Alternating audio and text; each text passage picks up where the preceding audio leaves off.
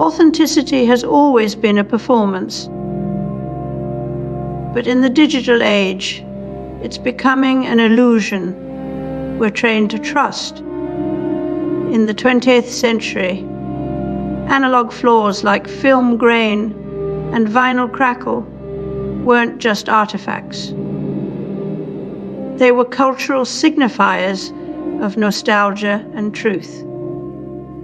The noise of physical media wasn't accidental. It was what made recordings feel lived in, real. Now, those same sounds are algorithmically simulated, generated by filters, AI handwriting apps, or even digital recreations of analog synths. These tools, the shift to digital didn't just change how we store data, it changed what we think data should look like. As analog decay was a natural process,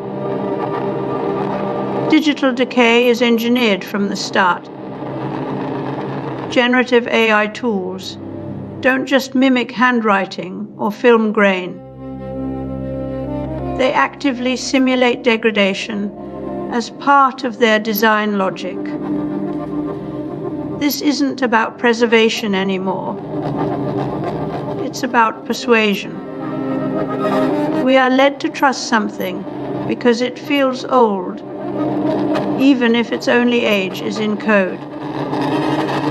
The arms race between detection and deception, we end up manufacturing it.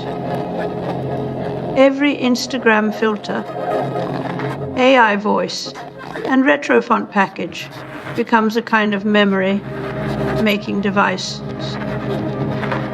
Tools that help us build fake pasts with the same care once reserved for physical artifacts. This isn't just about aesthetics, it's about power. When you control how memory is represented, you control what people are willing to believe as truth.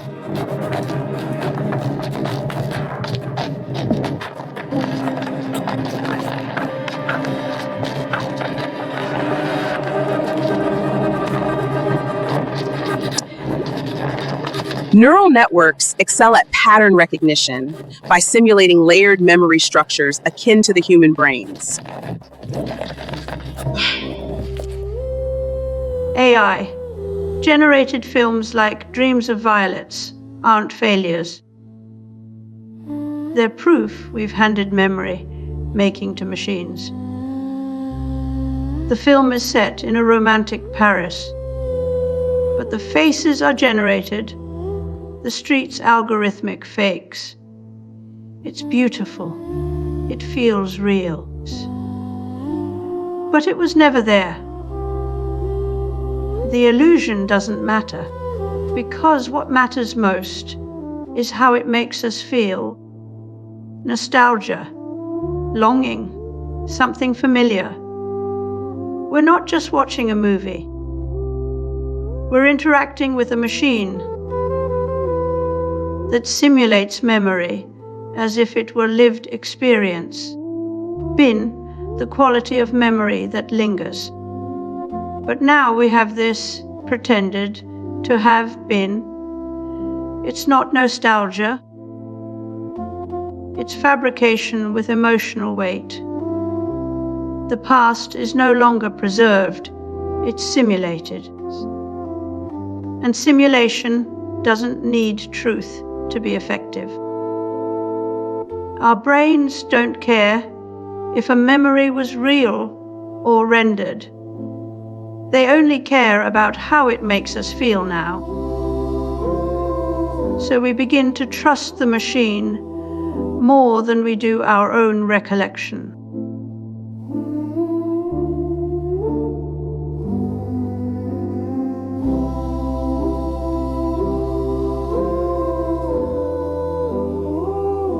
We cannot see or hear computers talking to one another, but hundreds of messages are being exchanged as the activities of the materials handling workstation, which controls the cart, and the horizontal machining station with its attendant robot are coordinated. For centuries, forgetting was how humans made peace with loss. Walter Ong wrote that oral cultures would let stories breathe between retellings. Time to adapt them into something personal and meaningful. But now we live in a world where technology doesn't forget anything at all. It records every keystroke, every selfie, every dumb comment you ever typed drunk at midnight. And when it does forget, it simulates remembering anyway. Just this week, a movie made entirely by AI was praised for its emotional depth. The director's name wasn't credited, just the algorithm that generated it. This is Barther's punctum at work. The jagged detail that pricks memory and makes it real. But now algorithms smooth over those details. No bad teeth in your family photos, no awkward silences in AI-generated dialogue. The result: a memory so perfect it feels fake. Neil Postman warned about technopolies, where tech logic replaces all other forms of wisdom. He said our obsession with digital memory isn't just about remembering. It's optimizing meaning itself. But when your memories are curated by an algorithm instead of lived through times, you lose the rawness that makes them yours. And you lose forgetting, the sacred act of letting go.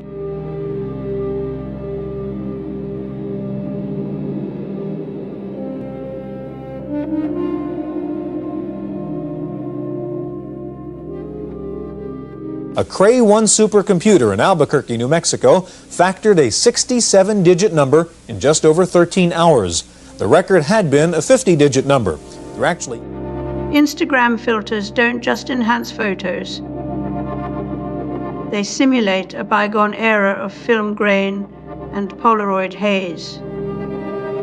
AI writers mimic human thought patterns, crafting essays that feel like they were written with soul, but made via synthesis.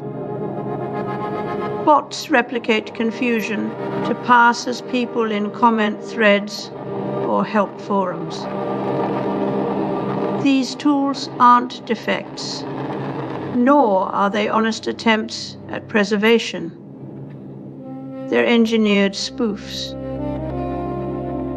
crafted to satisfy our appetite for authenticity without the hassle of actually being real.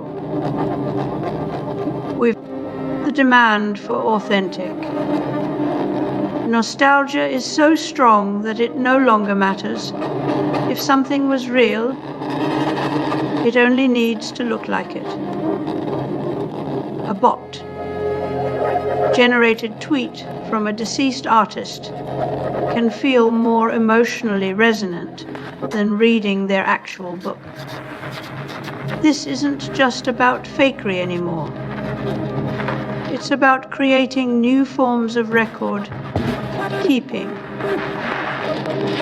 where the simulation becomes the archive and memory itself is obsolete.